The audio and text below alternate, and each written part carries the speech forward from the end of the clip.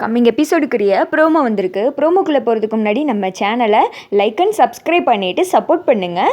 Promo வந்துட்டு நல்லாவே இருக்குங்க. ஸோ வீடியோவை ஸ்கிப் பண்ணாமல் கடைசி வரைக்கும் பாருங்கள். ஃபஸ்ட்டு சீனில் வந்துட்டு தீபாக்கு அன்றைக்கி பர்த்டேயில் அந்த சீன் தான் காமிச்சிட்ருக்காங்க. மீனாட்சி வேறு தீபா கிட்ட சொல்லிக்கிட்டு இருக்காங்க, தீபா என்ன தீபா, கார்த்தி வேறு இன்றைக்கி பல்லவியை கூப்பிட்டு வர போகிறேன்னு சொல்லிக்கிட்டு இருக்காங்க. மறுபடியும் ஒருவேளை இந்த ரூபஸ்ரீ கார்த்தி எது ஏமாத்துறாளா, இல்லை வேறு ஏதாவது ஒரு ஆளை வந்துட்டு ரெடி பண்ணிட்டாங்களா அப்படின்னு சொல்ல, அதாங்க்கா எனக்கே ஒன்றுமே புரியல, எனக்கு ரொம்ப பயமாக இருக்குது அப்படின்னு சொல்ல, சரி விடு தீபா, என்ன நடக்குன்னு பார்ப்போம், யார் வந்தால் என்ன, கார்த்திக்கிட்ட இந்த டைம் போய் நீ உண்மையை சொல்லத்தானே போகிற அப்படின்னு சொல்ல, ஆமாக்கா அந்த ரூபா மட்டும் ஏதாவது நடிக்கிறதுக்கு ஏற்பாடு பண்ணிகிட்டு இருக்கட்டும், அப்புறம் இருக்குது அப்படின்ற மாதிரி இவங்க பேசிக்கிட்டு இருக்க. அடுத்து கேக் வெட்டுறதுக்கும் டைம் ஆகிடுது.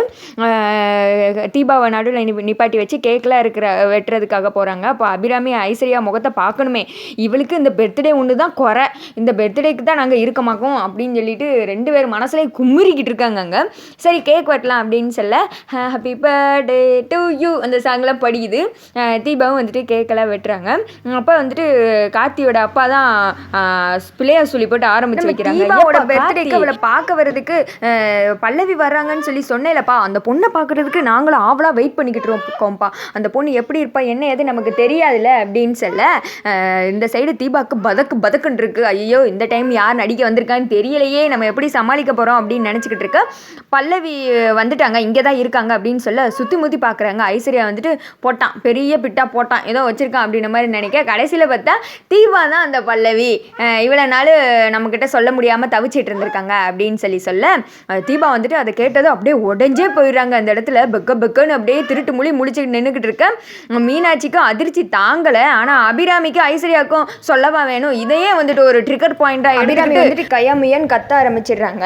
இவ்வளோ நாள் எங்கள் கூடவே இந்த வீட்டிலே இருந்துட்டு எவ்வளோ தைரியம் தான் நீ இவ்வளோ பெரிய விஷயத்தை வந்துட்டு மறைச்சிருப்ப, நீ தான் பல்லவின்றத எவ்வளோ நாள் சொல்லாமல் எங்களை எல்லாரும் ஏமாத்திருக்கையில, அன்னைக்கு கூட கார்த்திக்கு எதிராக பாட போயிருக்க, அப்போ கூட எங்ககிட்ட ஒரு வார்த்தை சொல்லியிருக்கலாம்ல அப்படின்னு சொல்ல கார்த்தி சொல்கிறாங்க, அம்மா அது அவங்களோட சூழ்நிலைமா, இதை பற்றி எதுவும் பேசாதீங்கம்மா, நான் என்ன நினைச்சு ஏதுன்னு சொல்லிட்டு விளக்கமாக சொல்கிறேன் அப்படின்னு சொல்ல, போதும்ப்பா நீ இவளுக்காக இப்படி சப்போர்ட் பண்ணி தான் உன்னையே இவ ஏமாத்துற அளவுக்கு வந்து நிறுத்தியிருக்கா, எப்படி ரெட்ட வேஷம் போட்டுக்கிட்டு இருந்திருக்கா பாரு அப்படின்னு சொல்ல, இந்த சைடு ஐஸ்வர்யா வேற சும்மா இருக்காம, ஆமத்தை நான் சொன்னல இவ நாடகக்காரின்னு சொன்னதை நீங்கள் யாராவது கேட்டிங்களா, குடும்பமாக சேர்ந்து ஏமாத்திருக்காங்க, இந்த விஷயம் எல்லாம் உங்கள் குடும்பத்துக்கு தெரியும்ல, ஏன் அவங்கள ஒரு ஆள் வந்து பேச வேண்டியதானே, அவங்க அண்ணி முந்திக்கிட்டு வந்து எப்படியெல்லாம் பேசுவாங்க, ஆனால் இப்போ பார்த்தீங்களா குடும்பமே ஏமாத்துக்கிற குடும்பத்தை அப்படின்னு சொல்ல, அண்ணி நீங்கள் இதில் தலையிடாதீங்க, அம்மா என்ன நடந்துச்சு நானே சொல்கிறேம்மா அப்படின்னு சொல்லிட்டு கார்த்தி வந்துட்டு தீபாக்காக சப்போர்ட் பண்ணி அவங்க அம்மா கிட்ட வந்துட்டு புரிய வைக்கிறாங்க.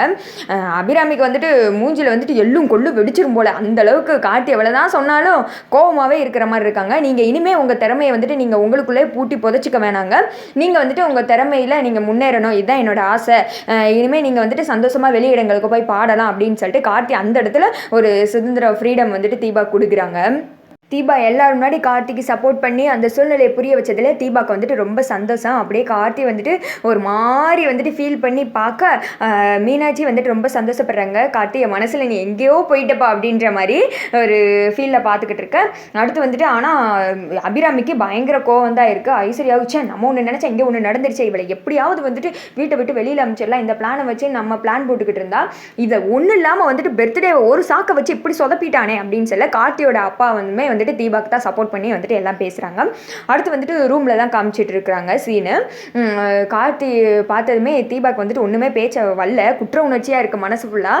சார் என்னை மன்னிச்சிடுங்க சார் அப்படின்னு சொல்லிட்டு கார்த்தியோட காலிலே விழுந்துடுறாங்க தீபா. எந்திரிங்க அப்படின்னு சொல்லிட்டு கார்த்தி சொல்ல, நான் உங்ககிட்ட சொல்லக்கூடாதுன்னு இல்லை சார், நான் பண்ணி கொடுத்த சத்தியம் என்ன இந்த மாதிரி பண்ணிடுச்சு அப்படின்னு சொல்லிட்டு அவங்க வந்துட்டு மன்னிப்பு கேட்குறாங்க, கையெடுத்து கும்பிடுறாங்க. கார்த்தி வந்துட்டு அதெல்லாம் நீங்கள் எங்கிட்ட வேணாங்க, எந்திரிங்க அப்படின்னு சொல்லிட்டு தூக்கி விடுறாங்க.